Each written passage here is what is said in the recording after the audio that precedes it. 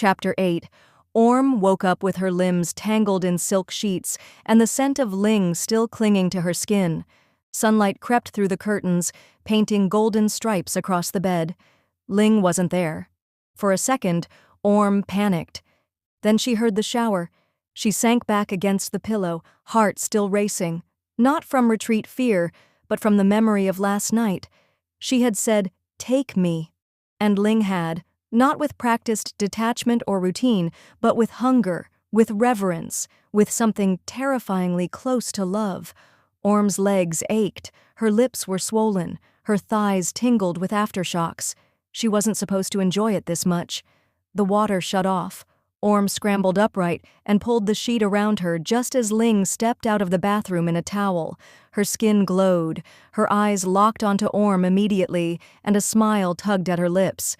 "You're awake." "No thanks to you," Orm mumbled, flustered. Ling raised an eyebrow. "You begged me. I was under duress. You were under me." "Ling!" Ling laughed and crossed to the dresser. Orm clutched the sheet tighter and tried not to stare at her wife's bare back. "Are you going to work?" "Mm-hmm. Big meeting this morning?" Orm hesitated. "So, last night..." Ling paused, turned slightly. "Yeah?" Orm looked down. "Was that a one-time thing?" Ling didn't answer right away. She walked over, tilted Orm's chin up, and kissed her gently. Then she whispered, "Not even close." Orm didn't move for a long time after she left. She just touched her lips and smiled like an idiot. Orm showered after Ling left, pretending the hot water could scrub the memory of her own moans from the walls. It didn't work.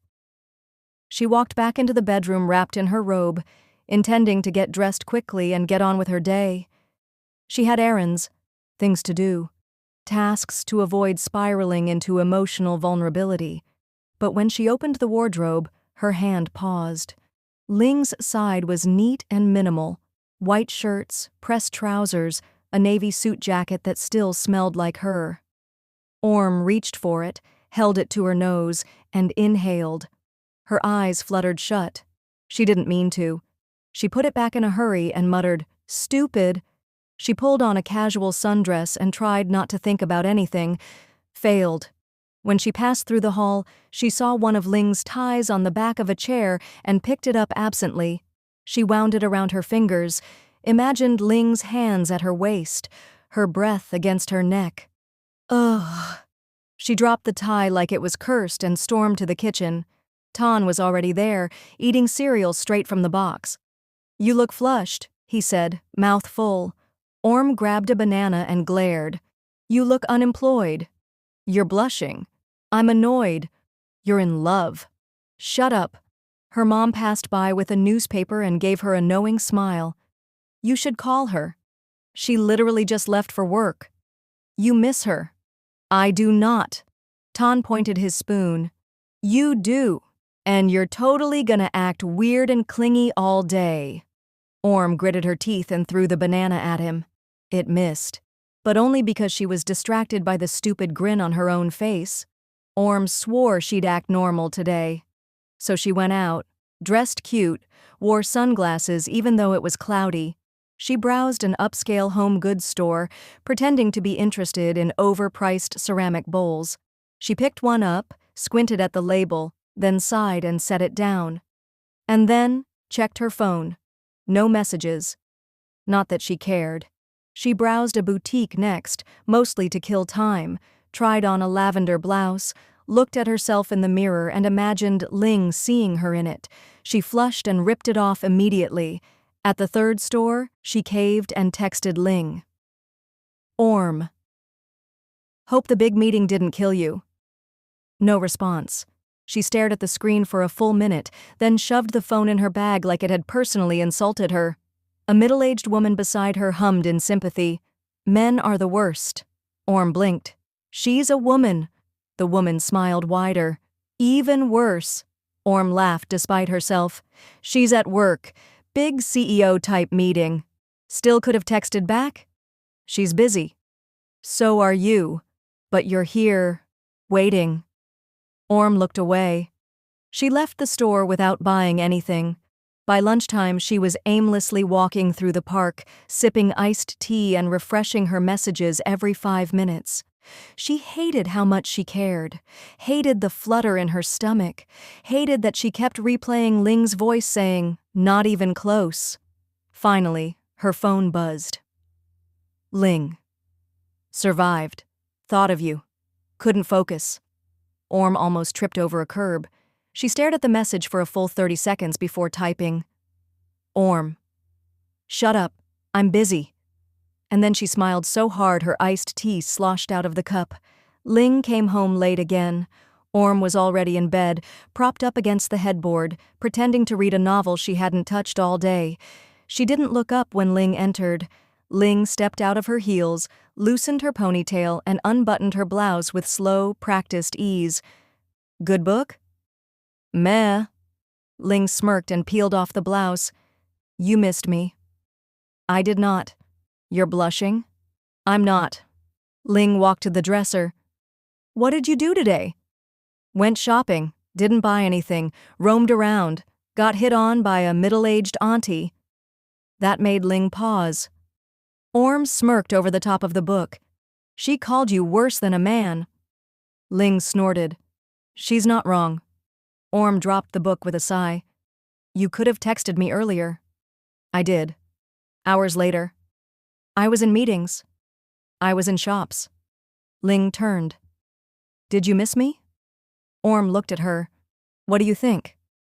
Ling crossed the room, crawled onto the bed, and pinned Orm's wrist gently above her head. Orm's breath caught. "I think you missed me so much," Ling whispered. "You almost bought a ceramic bowl just to feel alive." Orm let out a strangled laugh. Ling kissed her neck. "You're not allowed to make fun of me while seducing me," Orm gasped. "You like it." "I hate how much I like it." "Then lie back," Ling murmured, pushing her knees apart, "and let me remind you why." Orm dropped the book. And her defenses. The kiss deepened fast. Orm's hands found Ling's shoulders, pulled her closer until she could feel every breath, every heartbeat. Ling's thigh slid between hers. Her mouth moved with precision, teasing, coaxing, taking. Orm gasped when Ling trailed kisses down her collarbone, then lower, lips barely brushing her skin. "I missed this," Ling murmured, breath hot. "Missed you. You saw me this morning." "Didn't feel you this morning." Orm's toes curled. She arched involuntarily, letting the sheet fall away. Ling's hands roamed, slow and sure, memorizing, possessive. "Tell me," Ling said, voice low, lips brushing her ear. "Tell me you missed me too." Orm whimpered. Ling's fingers slipped beneath the waistband of her panties. "Tell me," she repeated. Orm was panting now. "I missed you." Ling kissed her hard, tongue demanding, then moved lower. She pushed Orm's thighs apart and buried her face there. Orm cried out, sharp, honest, loud. She clutched the sheets, her breath coming in ragged bursts, head thrown back, surrendering. And when she came, it wasn't like before. It wasn't just need or duty, it was affection, it was heat, it was hers. When she could finally breathe again, Ling curled beside her, drawing her into her arms. Orm lay there trembling, wrapped in Ling's warmth, and didn't speak for a long time. Finally, in a tiny voice, she whispered, "I hate how much I like you." Ling kissed her temple. "Then you're in trouble." Orm buried her face in Ling's neck and let herself be held. She didn't say it out loud yet, but the word pulsed in her chest anyway. Love. The next morning, Orm floated into the kitchen. She tried to act normal. Really, she did. She wore a soft cardigan, made tea instead of coffee, even hummed under her breath. Ton narrowed his eyes over his cereal. "You're glowing." "I'm hydrated." "You're glowing." "I got a good night's sleep." "You're glowing like someone who got—" "Don't." Her mother walked in, glanced between them and smiled knowingly. "I heard things." Orm froze. "You did not." "I did. The walls aren't soundproof, sweetie." Ton grinned wide. She screamed. "I was watching a movie." "Uh-huh. A movie called Take Me, I'm Yours." Orm turned red and turned away. "You people are disgusting." Her mother sipped her tea, unbothered. We're just happy for you. Orm busied herself at the stove, flipping eggs with aggressive focus. Tan leaned back. So it's serious, huh? Orm didn't answer. He raised an eyebrow. You like her? She flipped an egg with unnecessary force. She's my wife. That didn't stop you from acting like a hostage for the first 2 weeks. Her shoulders dropped. It's different now. Tan grinned. You're in love. I'm not. Her mother looked up from the paper. You are. I'm not. Tan shrugged. Okay. You just blushed when you saw her tie this morning for no reason. Orm scowled. You people are invasive. They let her stew in silence for a while until her mom added softly, It's okay, you know, to let yourself be happy. Orm blinked, then nodded, just once. Maybe. She could. Orm didn't plan to visit Ling's office. She just ended up there. She'd gone out to return a blouse, saw the turnoff to Ling's building, and suddenly her feet had a mind of their own. The receptionist recognized her and waved her up. Ling's floor was sleek and intimidating, glass walls, suited employees, polished concrete. Everyone looked busy, everyone looked hot. Orm adjusted her cardigan. She turned a corner and saw Ling through the glass, standing in her office, talking to a tall, glamorous woman in a red dress. The woman laughed way too hard, touched Ling's arm. Orm's eye twitched. She stepped back, out of view, heart pounding in her throat. The woman leaned in, said something. Ling smiled, nodded politely, but didn't reciprocate the touch. Her smile was cool, professional, still. Orm burned. She didn't barge in. She wasn't that dramatic. Instead, she retreated, circled around to the lounge area, and sat on one of the leather chairs with a magazine she didn't read. 10 minutes later, Ling walked in. Alone. Her eyes locked onto Orm immediately. You spying on me? She asked. Orm closed the magazine. I was in the area. Ling arched a brow. Were you also in the area of my office hallway? Orm shrugged, trying for nonchalance. Who was she? Potential investor, old family friend. Orm's eyes narrowed. Ling smirked. Jealousy suits you. Orm crossed her legs. I wasn't jealous. You're pouting. I'm not. Ling stepped closer, leaned down. You're hot when you're jealous. I hate you. No, you don't. Orm grabbed her tie and pulled her down into a kiss. Right there in the lounge. Let them stare. Ling raised a brow as Orm broke the kiss and stepped back, only to lock the lounge door behind her. Orm? Ling asked slowly. Orm didn't answer. She dropped to her knees. Ling's pulse spiked. What are you doing?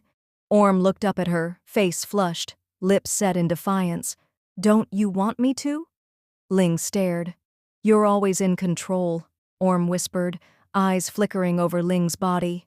Always calm, unbothered, always so perfect when women throw themselves at you.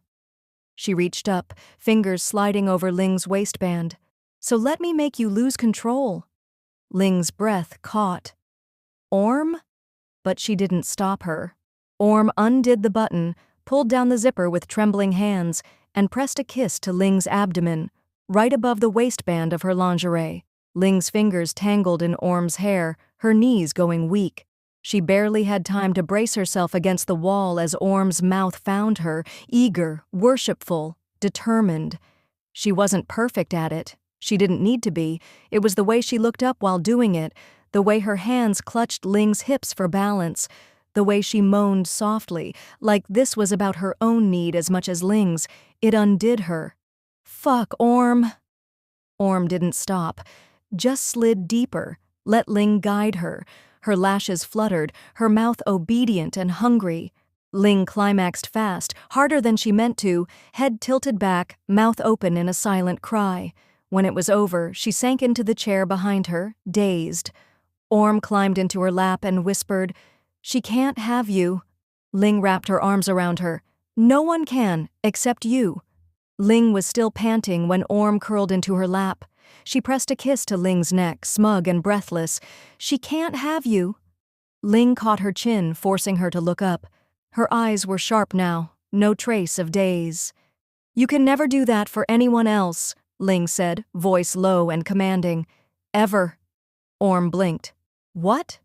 You don't kneel for anyone but me, Ling growled. You're not some cheap whore. You're mine. Orm's pride flared. Excuse me? Ling stood.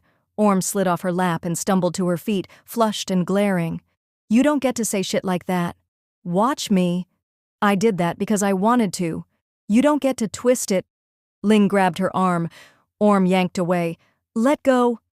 You walk out that door and I swear. What? Gonna punish me? Ling's eyes burned. Yes. Orm opened her mouth. To argue, maybe. To throw something. But before she could, Ling grabbed her by the waist, dragged her back toward the couch, and bent her over the armrest in one fluid motion. Ling! Say it! Ling hissed, pulling her skirt up. Orm gasped. Say what? That you're mine. No. Ling leaned over her, her breath hot at her ear. Say it, or I'll make you. Orm squirmed, then stilled as Ling's fingers slid inside her with no warning. 2, then 3.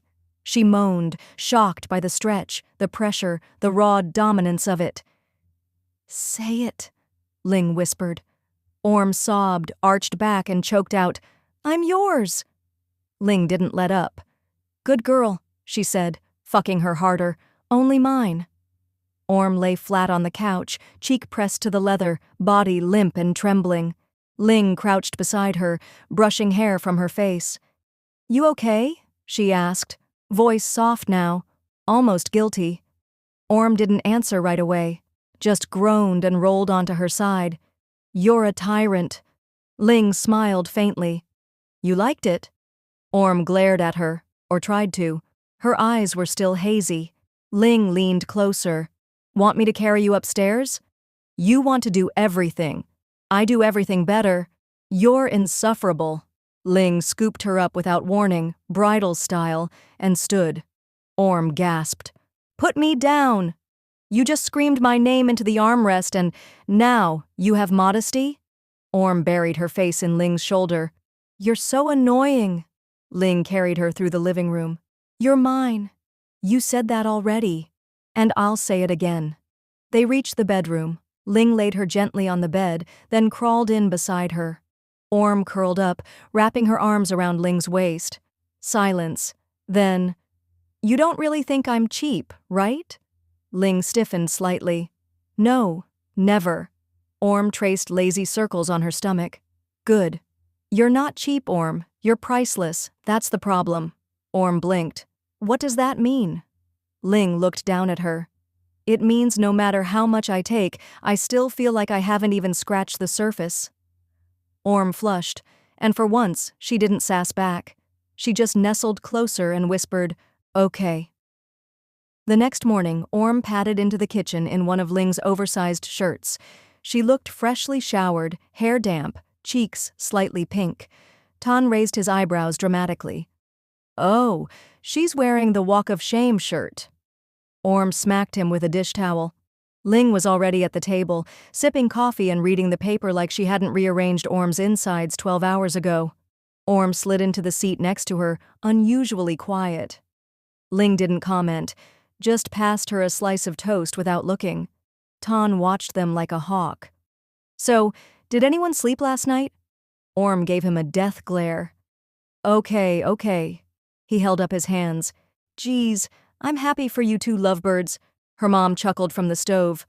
Orm, dear, your neck. Orm slapped her palm to the side of her neck instinctively. Don't. Ling didn't even try to hide her smirk. Orm turned on her. You did that on purpose. You moaned when I did. Orm turned red.